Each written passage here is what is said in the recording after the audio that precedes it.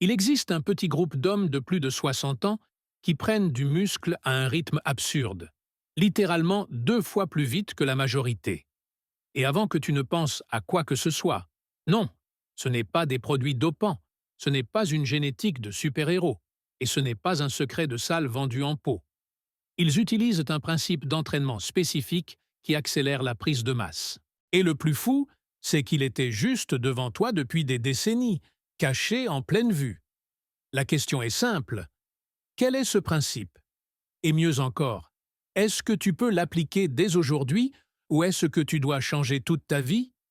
Et il y a plus, est-ce que ça fonctionne pour quelqu'un qui débute normalement ou seulement pour ceux qui ont déjà un bon physique? Parce que le secret que je vais te montrer plus loin est controversé. Il va à l'encontre de presque tout ce que le fitness moderne prêche. Mais l'élite l'utilise et les résultats ne se discutent pas. Si la majorité des hommes de notre âge peuvent réellement construire du muscle comme quelqu'un de bien plus jeune, pourquoi cela n'arrive-t-il pas? Ce n'est pas seulement un manque de protéines, et ce n'est certainement pas l'idée d'augmenter le poids jusqu'à ce que quelque chose casse. Le vrai goulot d'étranglement est ici, dans ta tête, dans la qualité du signal que ton cerveau envoie aux muscles. Avec le temps, ce signal peut perdre en netteté, comme si la route entre le cerveau et le muscle se remplissait de mauvaises herbes. La science appelle ça l'efficacité neuromusculaire. Toi, tu appelles ça cette première répétition bizarre, faible, mal coordonnée, même en sachant que tu es plus fort que ça. Et c'est là que la majorité des programmes se trompent lourdement. Ils ajoutent plus de séries, plus de volume, plus de tout. Mais si l'ordre venant du quartier général arrive brouillé, le muscle ne reçoit pas le message complet pour se construire. Maintenant, écoute bien ce retournement. On a pris 2 groupes d'hommes de plus de 65 ans. Même routine de musculation, même entraînement. Un groupe s'entraînait simplement. L'autre faisait 5 minutes avant chaque séance d'exercices neuronaux. Concentration sur le muscle, contrôle de la descente, intention totale dans la contraction. Après 8 semaines, le second groupe a gagné 2 fois plus de masse maigre, le double. Le travail était le même. La différence, c'était la qualité du commandement. Alors comprends ceci. S'entraîner, ce n'est pas seulement déplacer un poids du point A au point B. S'entraîner, c'est la conversation que tu as avec le muscle pendant le trajet. Pense à ton dernier entraînement. Tu faisais juste les répétitions en attendant que ça se termine ou tu maîtrisais chaque centimètre du mouvement en ressentant tout? Ce qui manque, ce n'est pas le temps, c'est l'intention focalisée. Et quand tu t'entraînes ainsi, tu construis une force qui reste et tu aides aussi à garder le corps plus sec parce que tu travailles le muscle, pas seulement les articulations qui souffrent. La question n'est pas combien tu soulèves, mais à quel point tu contrôles ce que tu soulèves. Et quand tu maîtrises ça, tout change. Chaque entraînement cesse d'être un broyeur à viande et devient une pratique intelligente. Maintenant arrive le véritable accélérateur. Un plan hebdomadaire plus compact, plus précis, qui élimine l'inutile et double ce qui fonctionne. Si le commandement vaut plus que le poids, alors ta planification change aussi. L'erreur classique des hommes de 55, 60, 65 ans et plus est de confondre le temps passé à la salle avec un résultat réel. Entraînement marathon. 8, 10, 12 exercices, 90 minutes à courir après le pump. Ça, c'est de la durée. Et trop de durée coûte cher. Fatigue, cortisol élevé, mauvaise récupération. Ce qui compte, c'est autre chose. La densité. La densité, c'est mettre le maximum de bons stimulus dans le minimum de temps possible. C'est comme la radio. Tu préfères un signal faible et parasité pendant 3 heures ou une transmission propre et puissante pendant 20 minutes? La densité, c'est ça. Des séries propres, intenses, focalisées. Tu entres, tu fais ce qu'il faut, tu sors et tu récupères. Et voici ce qui change tout. Le modèle classique de bodybuilding. Poitrine un jour, dos un autre, jambes un autre. Pour nous, ça devient souvent une recette de douleurs articulaires et de progrès lents. Le modèle de densité fonctionne mieux avec du full body ou du haut-bas du corps, 2 à 3 fois par semaine. Tu entraînes les muscles plus souvent, avec moins de volume par séance, mais avec ce commandement neural dont on a parlé. Résultat, un signal constant de construction sans détruire ton corps dans le processus. Et non, ce n'est pas faire moins, c'est faire en sorte que chaque répétition compte. Ton progrès ne se mesure pas à la flaque de sueur sur le sol, mais à la précision du stimulus. La rareté ici n'est pas l'effort, c'est l'effort efficace. Et quand tu arrêtes d'enflammer ton corps en permanence, rester sec devient plus facile aussi. Ton corps cesse de vivre en mode stress. Je l'ai vu en pratique. J'ai échangé un split de 5 jours contre 3 entraînements denses du corps entier. La force a augmenté, les douleurs articulaires ont diminué, l'énergie a monté. Mais connaître la carte ne suffit pas. Le grand champ de bataille pour nous, c'est ce qui se passe entre les entraînements. L'entraînement n'est que l'étincelle. La construction se fait après avoir rangé les poids.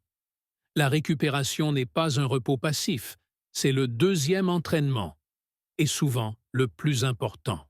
D'abord, la fenêtre de 90 minutes. Après l'entraînement, ton muscle est prêt à absorber du carburant. Ce n'est pas du baratin de bodybuilder. Prends 30 à 40 grammes de protéines avec une bonne dose de leucine. Whey, œufs, yaourt grec, dans les 90 minutes. Faire ça, c'est littéralement poser des briques sur le chantier. Ne pas le faire, c'est créer une demande sans matériaux. Deuxièmement, la récupération active n'est pas une balade molle, elle est dirigée. Les jours off, tu veux du flux sanguin, pas de l'épuisement. 20 minutes de marche un peu plus soutenue, mobilité légère, élastique, ça nettoie les déchets, apporte des nutriments et dit à ton système nerveux « c'est sûr de reconstruire ».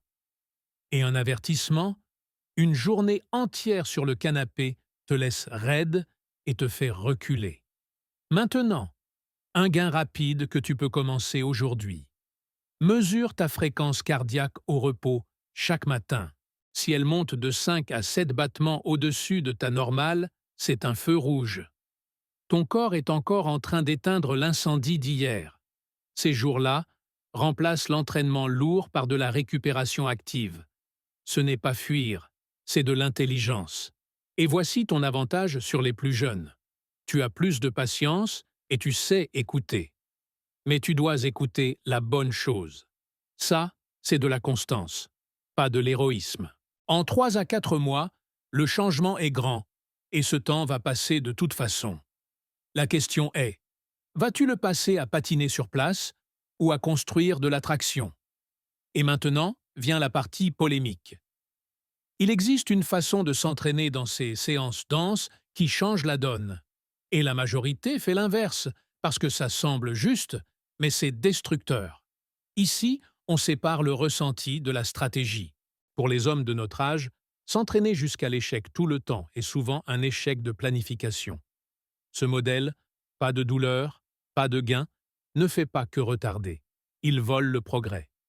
Cette série jusqu'à l'effondrement, cette répétition qui devient une souffrance nécessitant quelqu'un pour te sauver, crée un dommage systémique que ton corps met aujourd'hui plus de temps à réparer. Tu passes des jours à lutter contre l'inflammation au lieu de construire sur le stimulus. L'objectif n'est pas de prouver combien de coups tu peux encaisser, mais d'envoyer un signal de croissance fort et propre. Tu veux stimuler le muscle, pas faire exploser ton système. Le virage contre-intuitif est là. Pour grandir plus, souvent, tu dois faire moins sur le moment. Laisse 1 ou 2 répétitions en réserve. Arrête quand la vitesse de la barre baisse, pas quand elle meurt. La dernière répétition broyée pour un gars de 25 ans peut être un stimulus. Pour toi, ça peut être le début d'une tendinite qui t'éloigne pendant 1 mois. La ressource rare n'est pas l'effort, c'est la récupération. Ce n'est pas s'entraîner doucement, c'est s'entraîner avec précision. La force n'est pas le spectacle de la dernière répétition douloureuse. La force, c'est l'accumulation silencieuse de répétitions bien faites.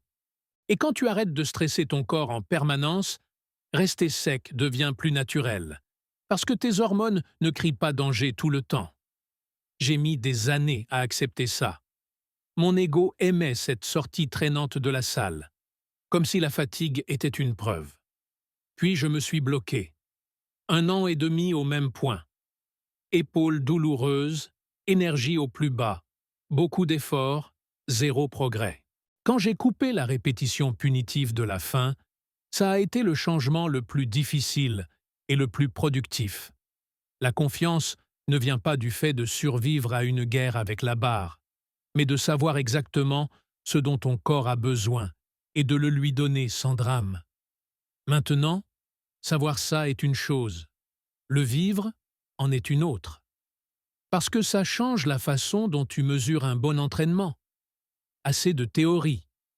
Construisons. Tu n'as pas besoin de retourner ta vie. Tu as besoin d'un ajustement précis, en commençant demain. Voici ton plan. Règle des 2 répétitions. Dans chaque série, arrête-toi 2 répétitions avant de te dire « Je dois mourir ici ».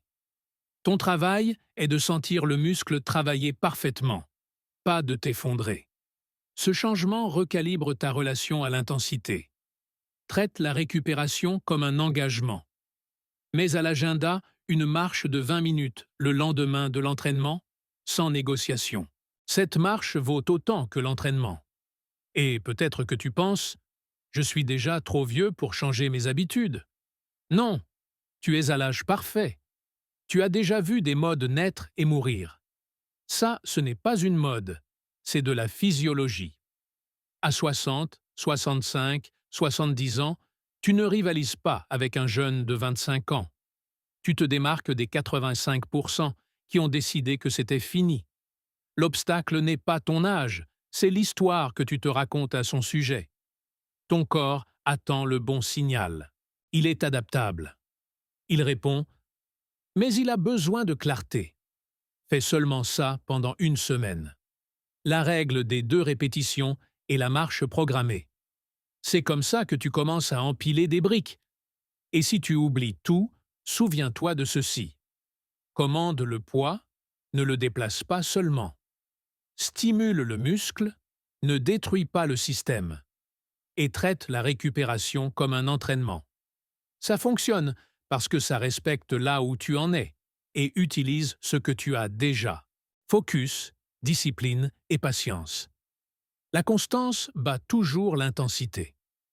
Au début, je parlais d'hommes de 60 ans et plus qui gagnent du muscle comme s'ils étaient des décennies plus jeunes. Maintenant, tu sais pourquoi. Ce n'est pas de la magie, c'est une méthode. Commandement, densité, stimulus intelligent, récupération. Avoir 60, 65, 70 ans n'est pas un désavantage, c'est un levier. Si tu veux rester fort, capable et sec le plus longtemps possible, abonne-toi à la chaîne. Ici, on parle de méthodes éprouvées, pas de mode. Active la cloche pour ne pas manquer les prochaines vidéos. Et souviens-toi, le seul homme avec qui tu es en compétition, c'est le toi d'hier. Travaille mieux que lui. Et si tu veux aller plus loin maintenant, regarde la prochaine vidéo sur l'exécution parfaite, parce que la technique est l'endroit où le corps répond le plus vite. Merci d'être resté avec moi.